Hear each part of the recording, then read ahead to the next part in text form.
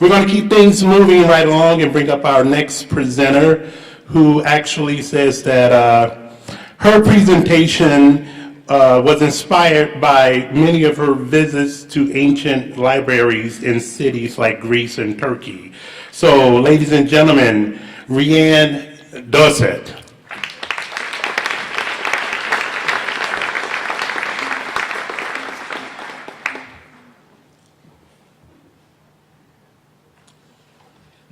Information Apocalypse, or How I Learned to Stop Worrying and Learning to Love the Life I Know. Has anybody else here noticed a cultural rise in the obsession with the apocalypse? The last 3 months of 2012 brought us not one but two biblical apocalypses, the Mayan apocalypse and Planet X on a collision course with Earth. And the next one is always just around the corner. My grandfather, you can call him JB, he was the first apocalyptic thinker I ever met, and I credit him with cultivating the tendency in me. Grandpa was a Southern Baptist and a shoe cobbler, and he lived through the Depression, watched sons go off to World War II, and then boom, Hiroshima, a perfect storm for the apocalyptic thinker, and Grandpa went back to the land.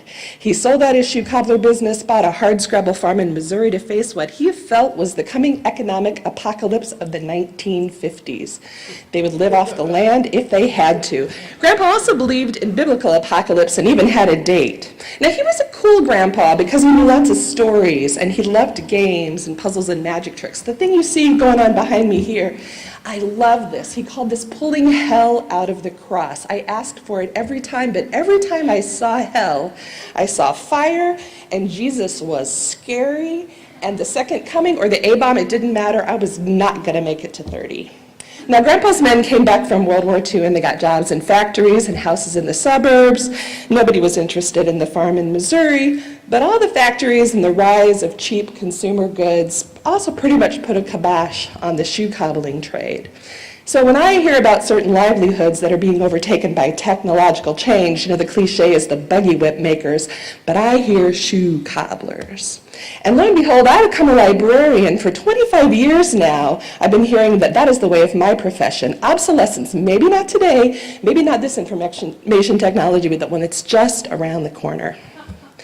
This is the Iliac 4 behind me. It's a sentimental visual choice, really just a symbol of the rise of big computing, of this idea that was around even before the web, that the Library of Congress would dance on the head of the pen and libraries would be replaced by massive information sources on computers, librarians, shoe cobblered.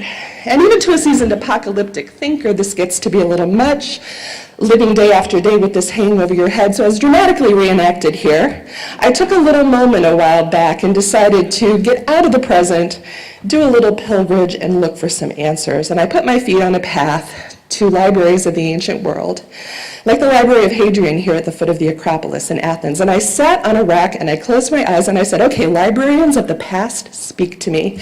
Tell me what is enduring about the work I do. But that day in Athens, the economy was collapsing and they were rioting in the streets, and it was not a good day to try to get over the apocalypse. So I moved on to Ephesus, Turkey. Library of Celsus in the background here features 4 feminine statues that stand for knowledge, wisdom, insight, and virtue. So I sat down on a rock and I said, sisters, speak to me. What is real and enduring about the work I do? But I found out that the statues were reproductions, and helpful spirits were probably in Vienna with the original. So I moved further north to the Library of Pergamon, the second most important library in the ancient world, right behind the Great Library of Alexandria. There is nothing left, but I sat on a rock where it used to be, and I made my appeal, and what I got was a testy little channeled spirit who chided me with this. Friends, look around you and see what you already know. What mostly endures is change. You can find it in destruction. You can find it in this place that housed information literally carved on stone that was sturdy and regal, and at the same time not always permanent. I, too, fretted over the future and technological change. Tablets gave way to scrolls, and I tended 200,000 of them here, rolled, labeled, and lovely on the shelf as flowers waiting to be unfurled, but threatened, always threatened, by flood and fire and pillage and by so-called progress. Are there scrolls in your library? No, it's about the book, or the codex as I know it, from the Latin for block of wood, and I think you can see why. Dense, inelegant, clearly aesthetically inferior, and functionally lacking the flexibility of the scroll, and it just doesn't feel as good in your hand. A scroll presents itself with a gentle unfurling, attentiveness to the whole, continuous reading. The book, you can open it at any random spot, whether it makes sense for the reader or not. It just lacks something. Some say it's sturdier and more portable. Stone tablets were sturdy, and portability, if texts are so portable, who will need the great libraries? You can have a library anywhere. Books change the essence of the scholarly enterprise by dispersing and fragmenting the community I know, and you are here 2,000 years later asking me to fix what is breaking for you? I opened my eyes as the last words faded away. Shoe cobbler. Ancient places make you feel like you're in a long line of history, but they also show you that you're a small player in the big stretch of time. Play your part and clear the stage. Mortality, tale as old as time, right? So the romance of the apocalypse, life is short, but maybe you get to be last. Just around the corner, maybe you get to play a really important place on the stage. Singularity, to me, this apocalyptic notion that highlights the ego in all of this, the idea that someday soon in some way, we'll bodily merge with our information infrastructure to become some kind of computer-based immortal being. I want to go back to the Greek sense of apocalypse, not the end, but to discover, to disclose revelation with a small r.